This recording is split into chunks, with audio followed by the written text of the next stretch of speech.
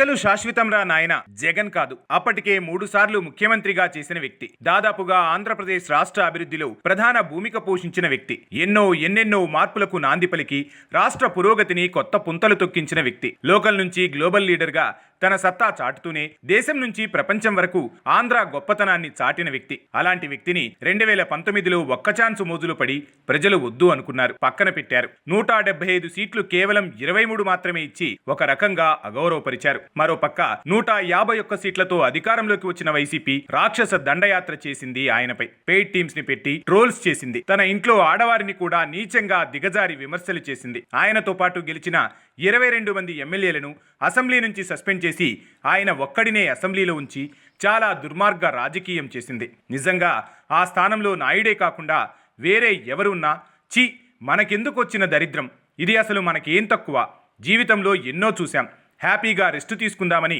Assembly సైతం ఎగ్గొట్టి ఇంట్లో కూర్చునేవాడు. కానీ నాయుడు అలా చేయలేదు. అవతల వైసీపీ నేత నీచమైన ప్రవర్తన చేస్తున్నా గెలిపించిన ప్రజల కోసం అసెంబ్లీకి వచ్చాడు. ప్రభుత్వం చేస్తున్న తప్పులను తనదైన శైలిలో నిలదీశాడు. ప్రజల తరపున తన గొంతు వినిపించాడు. అవతల రాక్షసంతా ఆయనపై విరుచుకుపడుతున్నా తొనకలేదు, బెనకలేదు నాయుడు.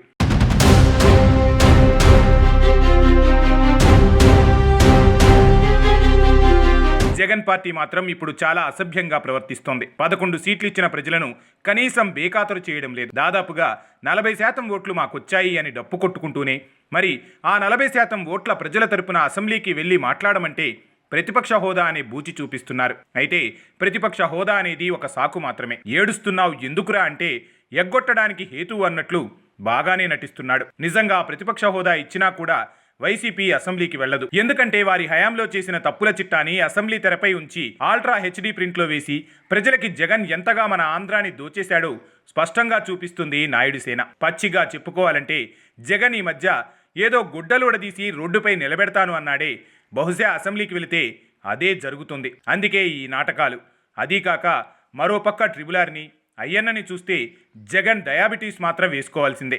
అన్నీ వెరసి అసెంబ్లీకైతే చస్తే పోడు. దీన్ని బట్టి అర్థం చేసుకోవచ్చు, ప్రజలు అన్నా ప్రజాస్వామ్యం అన్నా జగన్కి జస్ట్ అధికారం కోసం వాడుకునే వస్తువులు. అయితే వైసీపీ నాయకులు క్యాడర్ మాత్రం అర్థం చేసుకోవాల్సిన విషయం ఏంటంటే జగన్ ఈరోజు ఉంటాడు, రేపు పోతాడు. అదే పోతాడు అంటే జైలుకు పోతాడు అని. ప్రజలు ప్రజాస్వామ్యం ఎప్పటికీ శాశ్వతం.